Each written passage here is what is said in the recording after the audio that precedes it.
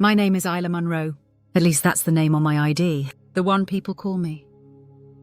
But I've started to wonder if I ever really chose it. If this life was even mine. I was at a bookstore, just after dusk. Smelled like old paper and wet jackets. That's where I saw her. Same brown eyes, same hair, same everything. At first I thought, oh my God, a twin?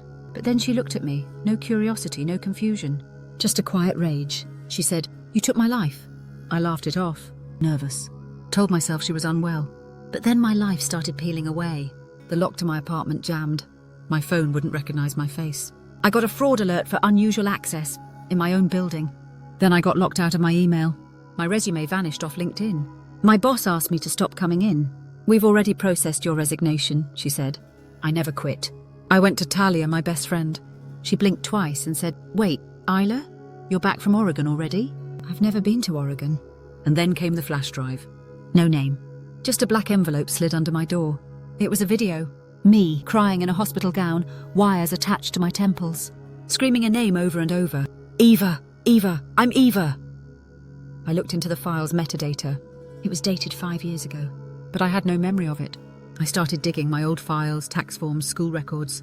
Every digital footprint I could find began in 2018. Nothing before that. I went to my therapist. She looked hesitant. I asked about memory implants.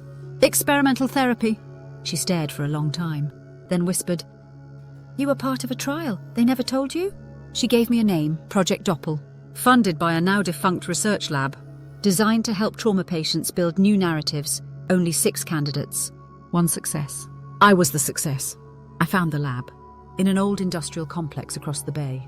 Broken windows, flooded stairwell. In the records room I found a case folder. Subject E. Munro, primary memory donor. Then mine. I, Munro, clone construct, test alpha. Clone. I vomited in the parking lot. I had always wondered why my earliest memories felt faded. Generic images of beach trips and colouring books. Now I knew why. They were hers. Eva started leaving notes at my door. "I want it back. You're just a copy. Sleep with one eye open." She wanted her memories, her life, everything back. I tried telling people. The police laughed. My therapist vanished. Then I found the camera in my vent. I followed Eva. She lived in a condemned motel near the train yard. Walls covered in photos of me. She turned slowly when I entered and said, "This isn't murder. This is restoration." She lunged. I fought. We fell through the motel door into the mud. I hit her with a rusted fire extinguisher. She didn't get up. I ran for 3 miles. Slept in a car. When I went back the next day, she was gone. No blood, no prints. Just one Polaroid left on the floor. Me sleeping. I changed my name. Again. Moved to another city. Started painting instead of teaching. But every canvas ends the same. A woman with my face, staring back. Some nights I hear scratching at the door. A shadow that doesn't match my body.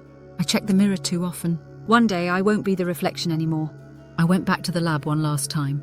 Set it ablaze. Watched the smoke twist like DNA strands in the sky. I may be a copy, but that doesn't make me less real.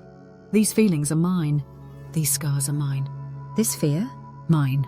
Eva wants her story back, but I've written my own now. Page by page. And this version doesn't end with her winning.